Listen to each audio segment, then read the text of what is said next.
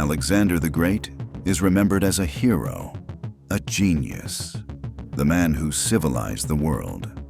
But here's what history hides behind the statues. Alexander didn't conquer the world to save it.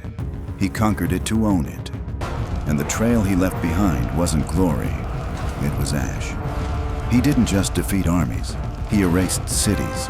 He didn't just overthrow kings, he broke entire civilizations and called it destiny. This isn't the heroic legend you were taught. This is what actually happened.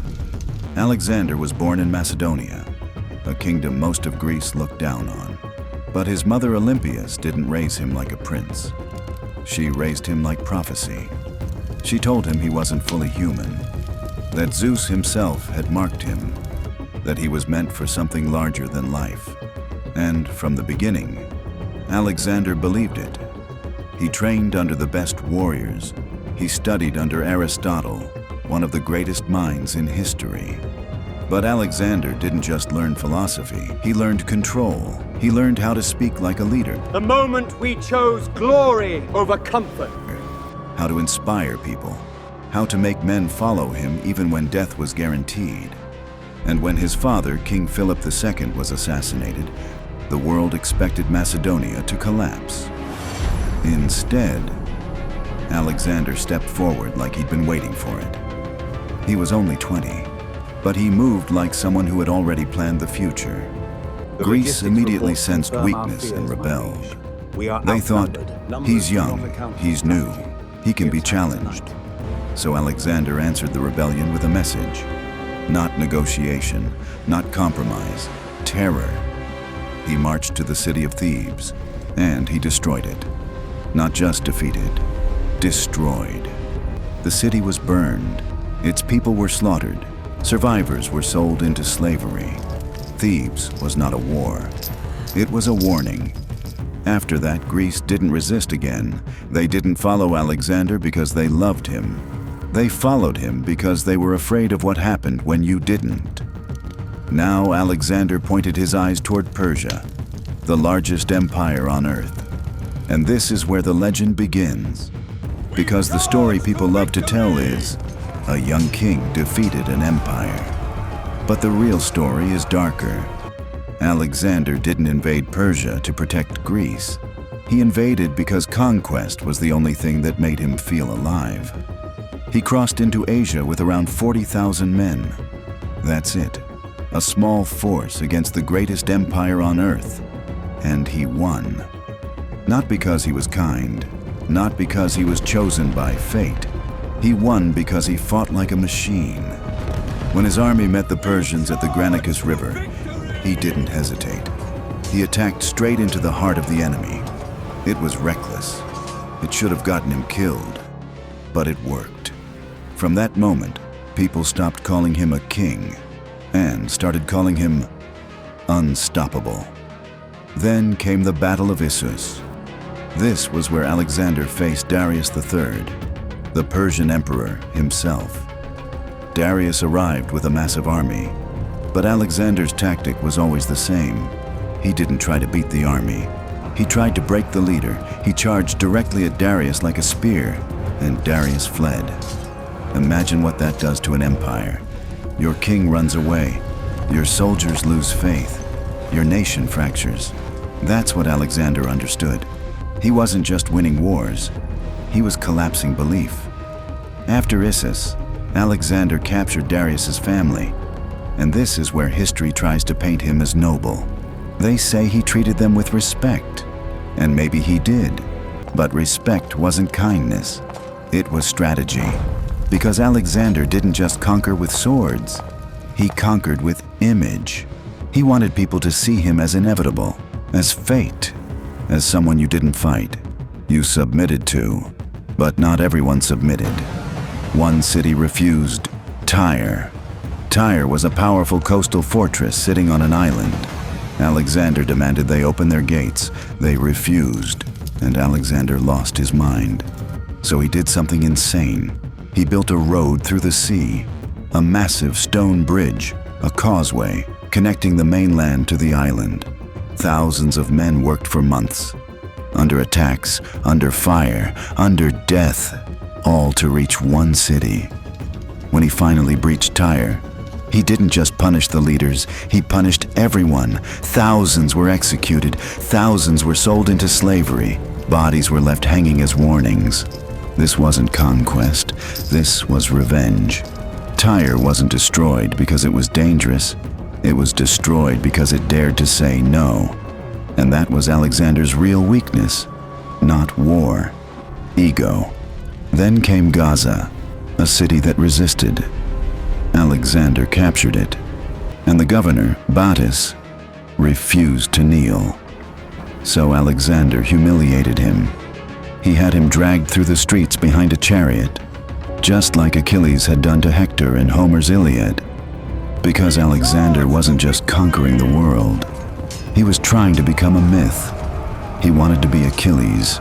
He wanted to be a living legend, even if the world bled to build that legend. Then came Egypt, and Egypt welcomed him. They called him a liberator. They crowned him pharaoh. And this is where something dangerous happened. Alexander didn't just accept power. He started believing he was divine. He traveled into the desert to an oracle temple, the Oracle of Siwa. And when he returned, he acted like the gods had confirmed it, that he wasn't just king of Macedonia, he was a chosen being. And once a man believes he is chosen, he stops feeling human limits. Now Alexander marched deeper into Persia, and finally, he reached the Persian heart, Persepolis, one of the richest, most beautiful cities on earth, a symbol of Persian civilization. Alexander entered it, and for a moment, it seemed like the conquest was complete. But then, he burned it. The palaces, the great halls, the art. Fire consumed everything. History debates why it happened. Some say it was revenge for Persia burning Athens long ago. Some say it was a drunken accident. But here's the truth.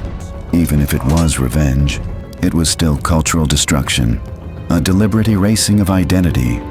Alexander didn't just defeat Persia, he humiliated it. And now, he had everything he wanted.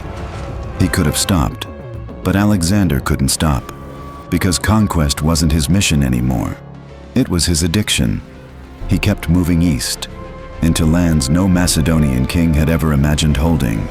He fought in Bactria. He crushed resistance. He married into local royalty, but not out of love, out of control. He was absorbing cultures like trophies. And in India, he faced something he couldn't fully break. The Battle of Hydaspes against King Porus was brutal. Elephants, rain, blood. Alexander won, but his army finally broke. Not in battle, in spirit. They had marched for years. They had watched friends die. They had crossed deserts, mountains, rivers, and at the edge of India, they refused to go further. They mutinied. Imagine that moment. The unstoppable Alexander, stopped by his own men, and Alexander didn't accept it peacefully. He stood there furious, trying to shame them, trying to convince them destiny demanded more. But they said no, and for the first time, Alexander was forced to retreat. He took the long route back, through harsh deserts. Thousands died on the way home, not in war, just in suffering. Men collapsed, thirst burned them, bodies disappeared into sand. Alexander had conquered the world, but he couldn't conquer reality. And when he finally returned to Babylon, something else happened. He started losing the people closest to him. His best friend, Hephaestion, died, and Alexander collapsed emotionally. Not quietly, not humanly. He demanded extreme mourning across the empire. He executed doctors. He ordered temples built. He acted like the world owed him immortality for the people he loved. And that grief didn't soften him. It hardened him. Because when a conqueror loses what he truly loves, he becomes worse. Then, at only 32 years old, Alexander died. Suddenly, the world's most powerful man, gone. No heir prepared, no system stable, No empire built to survive without him. His generals tore the empire apart like wolves. His world unity died instantly. His vision didn't outlive him. And that is the part people don't like to admit. Alexander didn't build a nation. He built a storm that ended the moment he did. And yet, the myth survived. He is called great. He is praised as a genius. He is admired as a hero. But let's be honest, a man who destroys cities for refusing him isn't a hero. A man who burns civilizations to make a statement isn't a liberator. A man who believes he is a god isn't a savior. Alexander didn't conquer the world for humanity. He conquered it for Alexander, and that's why he's remembered. Because history loves winners, even when the winners were monsters. But across the lands he marched through, there are silent ruins that remember him differently. Not as great, not as chosen, just as another man who mistook the world for something he could own.